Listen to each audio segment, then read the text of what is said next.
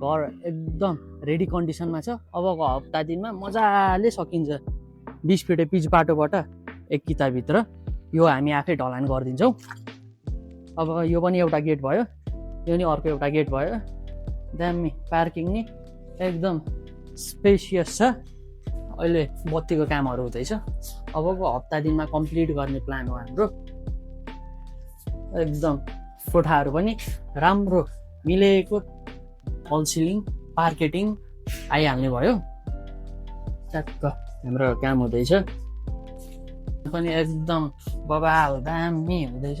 टक्क स्पेसियस पुरै modular kitchen सबै कुरा दिएको छौँ हामीले सजाउनको लागि। यहाँनिर क्याबिनेटदेखि यहाँनिर अर्को सोकेस क्याबिनेट नि दिएको छौँ।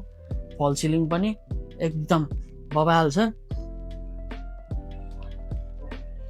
मार्केटमा यतिको रेडी भइसकेको घरै छैन, त्यसैले चाँडोभन्दा चाँडो भिजिटमा आएर आफ्नो नाममा गरिहाल्नु चाहिँ। घर एकदम रेन्टल प्रपर्टीको रेन्टल युजको लागि नि दामी छ, आफू बस्नको लागि नि एकदम लग्जरियस।